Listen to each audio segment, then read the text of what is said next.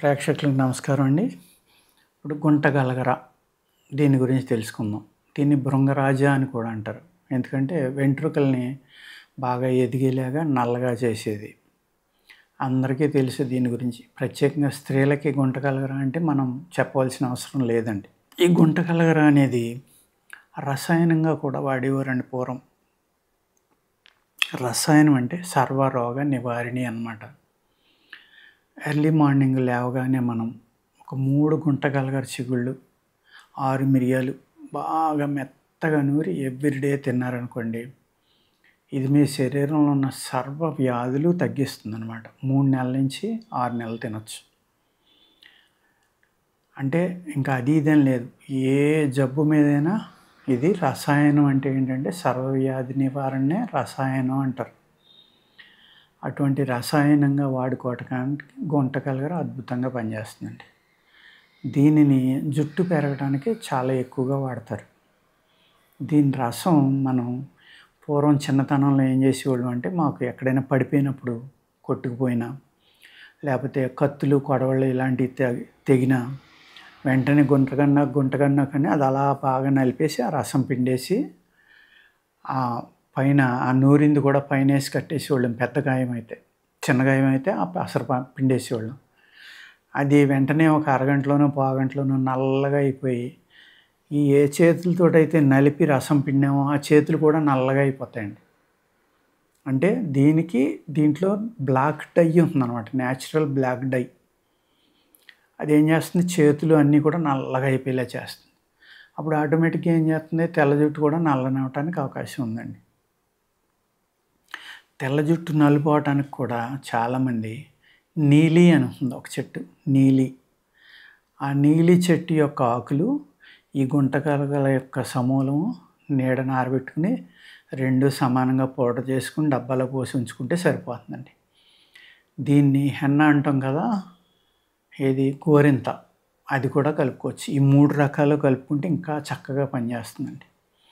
ఈ 3 రకాలు నీడలో ఆరబెట్టుకుని 3 పేస్ట్గా చేసుకుని అంటే పౌడర్ చేసి సీసాలో పోసి జాగ్రత్తగా పెట్టుకున్న తర్వాత మీకు ఎంత కావాలో అంత పౌడర్ తీసుకుని నీళ్ళల్లో పేస్ట్గా కలిపి మీ తలకి అంతా అప్లై చేసి, నైట్ అప్లై చేసి ఉదయం స్నానం చేస్తే చాలా మంచిదండి. దీనిపైన ఆముదం ఆకులు వేసి కప్పుతారనమాట. ఆముదం ఆకులు వేసి గాలి తగలకుండా కట్టేసుకుని మార్నింగ్ దాకా శుభ్రంగా పడుకుని మార్నింగ్ లేచి తలకి స్నానం చేసి శుభ్రం కొబ్బరి నూనె రాసుకోవాలి. ఈ విధంగా కొన్నాళ్ళు చేశారనుకోండి, ఎవరికైతే వయసులో వెంట్రుకలు మెరిసిపోతున్నాయో, వయసులో అంటే యంగ్ ఏజ్లో 10 ఏళ్ళు, 15 ఏళ్ళు, 20 ఏళ్ళు, నాకు చాలామంది అడుగుతూ ఉంటారు, మా అబ్బాయికి చిన్నతనంలోనే నెరిసిపోతున్నాయండి వెంట్రుకలు, మీ దగ్గర ఏమైనా మందు ఉంటే ఇవ్వండి అని చాలామంది ఫోన్ చేస్తూ ఉంటారు. నేను బ్యూటీ ప్రోడక్ట్స్ చాలా తక్కువ చేస్తానండి. అంచేత ఈ వీడియో చూసి ఆ ఫార్ములా మళ్ళీ చెప్పండి అని అడగొద్దు. వీడియోనే ఒక 4-5 సార్లు చూసుకోండి. నేను చాలా స్లోగా చెప్తున్నాను, జాగ్రత్తగా రాసుకోండి. రెండోసారి చూసి మళ్ళీ అవసరమైతే రాసుకోండి. ఇప్పుడు మరొకసారి చెప్తున్నాను వినండి. గుంటగలగర సమూలం ఎండబెట్టుకోండి తీసుకుని, పేరుకి ఏమి మట్టి ఏమి లేకుండా కడుక్కుని. అదేవిధంగా మీరు హెన్న అంటాం కదా, ఏది మన గోరింతాకు అంటాం కదా, చేతులుగా అది పెట్టుకుంటారు, ఎర్రగా పండుతుంది కదా, ఆ గోరింత. నీలి అని దొరుకుతుందండి, నీలి ఆకు ఆయుర్వేద షాపులో దొరుకుతుంది. నీలి చెట్టు యొక్క ఆకు. ఈ 3 రకాలు కలిపి మీరు సమానంగా తీసుకోండి.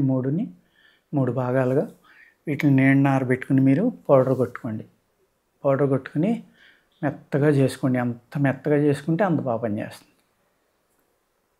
నీళ్లు పోసి మళ్ళీని మీకు ఎంత పేస్ట్ కావాలో అంతకి సరిపడి కాస్త తీసుకుని పౌడరు ఆ నీళ్లు పోసి బాగా నూరి తలంతా రాసుకుంటే మీకు ఓవర్ నైట్ ఉంచేయండి. నైట్ పడుకునేటప్పుడు రాసేసుకుని ఓవర్ నైట్ ఏం చేస్తారంటే దానిపైన తలపైన ఆముదవాకులు వేసి కట్టుకుంటారు చాలామంది.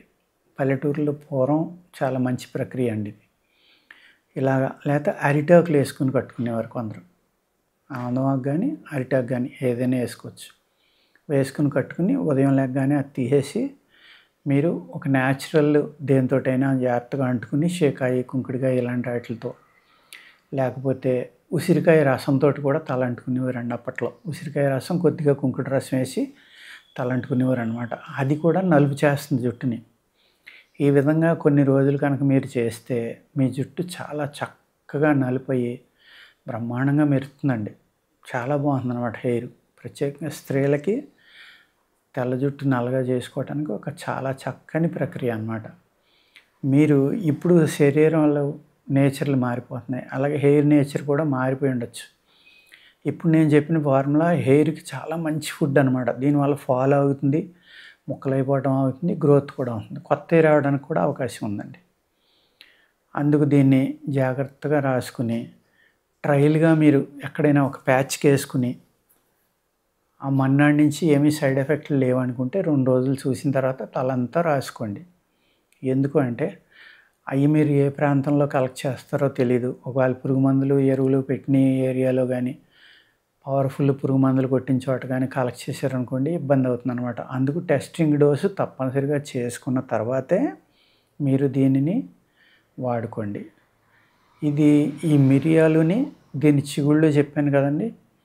ఇది కూడా మీకు లివర్ యొక్క ఎన్లార్జ్‌మెంట్ గానీ, స్ప్లీన్ యొక్క ఎన్లార్జ్‌మెంట్ గానీ, ఈ రెండాటిని తగ్గడానికి చాలా బాగా పనిచేస్తాయండి.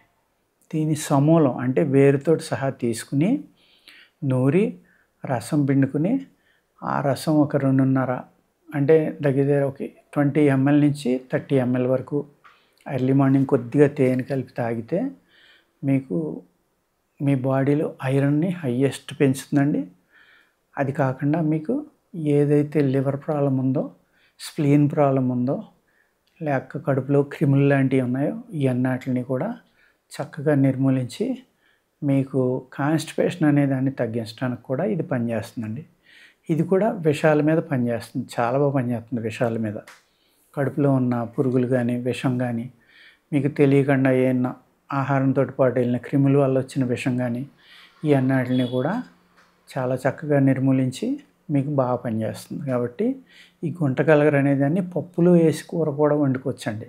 వండుకుంటే ఐరన్ బాగా పెరుగుతుంది బాడీలో. ఆ విధంగా కూడా మనం వాడుకోవచ్చు. గుంటగలగర అనేక రకాలుగా ఉపయోగపడుతుంది కాబట్టి ఏదో గుళికలేసిన వరిచేల్లో అలాంటి చోట్ల కాకుండా ఎక్కడైనా పురుగు మందులు, ఎరువులు లేని చోట మెట్ట పొలాల్లో ఎక్కడైనా మొలిసిందేమన్నా ఉంటే తెచ్చుకోండి. లేదు మీ ఇంట్లో కుండీల్లో పెంచుకొని జాగ్రత్తగా అప్పుడప్పుడు వాడుకుంటూ ఉండండి. ఓకేనండి. నమస్కారం.